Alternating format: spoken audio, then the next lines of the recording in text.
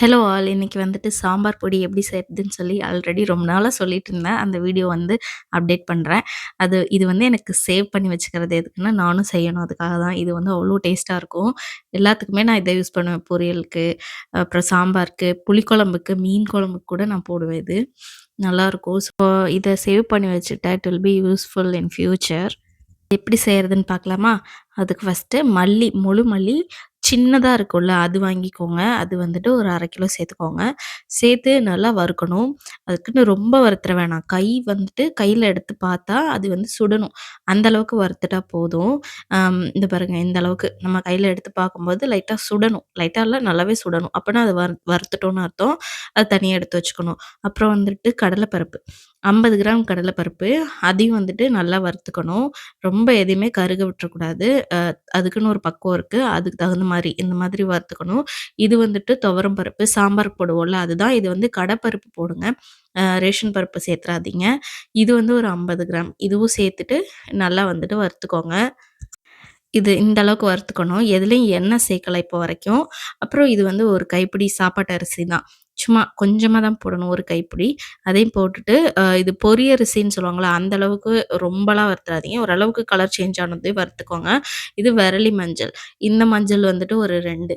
இந்த அளவுக்கு 2 மஞ்சள். இந்த சைஸ்க்கு ஒரு சுண்டு விரல் சைஸ்க்கு 2 மஞ்சள் கிழங்கு போட்டுட்டு, இப்ப தான் வந்துட்டு ஆயில் சேர்க்குறாங்க. லைட்டா கொஞ்சமா ஆயில் சேர்த்துருக்காங்க. இது வந்து இந்த கருவேப்பிலைக்காக. கருவேப்பிலை லைட்டா பொரிஞ்சத அத எடுத்துக்கணும். இன்னும் கூட கருவேப்பிலை போட்டிருந்தா நல்லா இருந்திருக்கும். 1 ஸ்பூன் வெந்தயம், 1 ஸ்பூன் கடுகு அதையும் சேர்த்து நல்லா வறுத்துக்கணும். இது வந்து வெந்தயத்த அதிகமா போட்றக்கூடாது. இது 2ம் அதிகமா போட்றக்கூடாது. போட்டா கசப்பு தன்மை வந்துரும். லைட்டா செவந்த உடனேயுமே அந்த கடுகு வந்து லைட்டா பொரியும். அந்த சமயத்துல வந்துட்டு இத எடுத்துறணும். இங்க பாருங்க லைட்டா வெடிக்குது பார்த்தீங்களா? இந்த சமயத்துல வந்து அதையும் எடுத்து இந்த மாரி ஆற வச்சிரணும். இது கூட சேர்த்தரணும் அவ்வளோதான். இப்போ வந்துட்டு கொஞ்சமா எண்ணெய், அதே அளவுக்கு கொஞ்சமா ஆயில் சேர்த்துட்டு, சும்மா ஒரு 2 ஸ்பூன்னே வச்சுக்கோங்களேன். கட்டி பெருங்காயம் சேர்த்துக்கோங்க. கட்டி பெருங்காயம் சேர்த்து நல்லா பொரியணும். குழம்பு சாம்பார் வைக்கும்போதே வந்துட்டு நான் பெருங்காயம் போடுவேன். அதனால வந்துட்டு கொஞ்சமா தான் இதில போட்டாங்க. அப்புறம் மிளகு 50 கிராம் சேர்த்துருக்காங்க. அதுவும் வந்துட்டு ஆயில்ல தான் அதே ஆயில்ல அப்படியே கொஞ்சமா இதையும் வந்துட்டு ரொம்பலாம் போட்டு கருக்கலாம் இல்ல. லைட்டா வறுத்தாங்க. இதோட வந்துட்டு சீரகம். அதுவும் வந்து 50 கிராம். அந்த அளவுக்கு சேர்த்துக்கோங்க. எல்லாம் 50, 50 கிராம் சேர்த்துருக்காங்க. இது அளவு மாறாம செய்யுங்க. அதே வந்துட்டு இதே மாதிரியே இப்ப இதுக்கு வந்துட்டு எண்ணெய் சேர்க்கல. ஸோ அந்த லைட்டா இருக்கிற சூட்லயே வந்துட்டு இத வந்து வறுத்தாங்க. இது கூடவே வந்துட்டு ஒரு 1/4 ஸ்பூன் தான் வெள்ள உளுந்து. இத ஏன் சேர்க்கிறோம் அப்டின்னா, வாசனைக்காக தான். இத அதிகமா சேர்த்துட்டா ஊசி போயிடுமாம். அதனால கொஞ்சமா சேர்த்துக்கோங்க. அதுக்கப்புறம் சோம்பு வந்துட்டு ஒரு 50 கிராம். இதையும் நல்லா சேர்த்துக்கோங்க. சோம்பு தான் நல்லா வாசனை குடுக்கும்.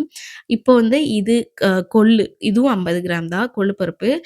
இது ஆல்ரெடி வறுத்து வச்சிருக்காங்க. அந்த ஈரத்தன்மையோட இருக்கும் அப்டிங்கிறதுக்காக இதையும் வந்து லைட்டா ரோஸ்ட் பண்ணாங்க. இந்த அளவுக்கு வறுத்துக்கிட்டா போதும். இது வறுத்து வைக்கலன்னா நல்லாவே ரோஸ்ட் பண்ணிக்கோங்க. வறுத்து வச்சிருக்கீங்க அப்படின்னா, சும்மா லைட்டா ரோஸ்ட் பண்ணிட்டு, இந்த மாதிரி எல்லாத்தையும் ஒண்ணா போட்டு மிக்ஸ் பண்ணி கிளறி விட்டுருங்க. இந்த சாம்பார் பொடி இத வந்து நாங்க சாம்பார் பொடின்னு சொல்றோம். பட் இங்க தர்மபுரிலலாம் வந்துட்டு இத மிளகா பொடிங்கிறாங்க. மிளகா மட்டும் இருந்தா தான் மிளகா பொடி எங்க ஊர்லலாம். நீங்கலாம் என்ன சொல்லுவீங்க அப்படின்னு சொல்லுங்க. இப்போ வந்துட்டு மிளகா, வரமிளகா காம்போடே இது வந்து சேர்த்துக்கோங்க. இது வந்து வெயில்ல காய வச்சாலே போதுமா, பட் அங்க பனியா இருந்துச்சு. அதனால இந்த மாரி செஞ்சாங்க. இதுவும் வந்துட்டு மல்லி அளவுக்கே 1/2 கிலோ. அது வாங்கி இந்த மாரி காம்போடே போடுங்க. காம்ப எடுக்க வேண்டாம். இதையும் சேர்த்து நல்லா வந்து நல்லா ரோஸ்ட் பண்ணி எடுத்துக்கோங்க. ரொம்பவும் போட்டு கருக்க வேணாம். ஓரளவுக்கு அந்த மொறு மொறுன்னு ஒரு கன்சிஸ்டன்சி வரும்ல, அந்த அளவுக்கு வந்துட்டா போதும். இதே வெயிலா இருந்துச்சுன்னா, ஃபுல் டே நீங்க வெயில்ல வச்சுட்டீங்கன்னா கரெக்ட்டா இருக்கும். நீங்க சூப்பரா வந்துரும். அம் இது எல்லாத்தையும் சேர்த்து நல்லா வந்துட்டு ஆற விடணும். ஆற வச்சு நல்லா மிஷின்ல குடுத்து அரைச்சிரணும். பட் நான் ஊருக்கு வந்து தான் அரைச்சேன். ஸோ இங்க வெயில் நல்லா இருந்துச்சு. வெயில்ல மொளகாய் மட்டும் வெயில்ல போட்டேன். நல்லா வந்துருச்சு. இந்த 2 டப்பா ஃபுல்லா வந்துச்சு. ஸோ 1 கிலோ வந்துச்சு. கொஞ்சம் என் மாமியார் கேட்டாங்க. அவங்களுக்கும் பிடிக்கும். ஸோ அவங்களுக்கு குடுத்துட்டு பேலன்ஸ் வந்து ஃப்ரிட்ஜ்ல ஸ்டோர் பண்ணியிருக்கேன். உருளைக்கிழங்கு பொரியலுக்கு வந்து இத மட்டும் போட்டு செஞ்சா சூப்பரா இருக்கும். ட்ரை பண்ணுங்க. Thank you.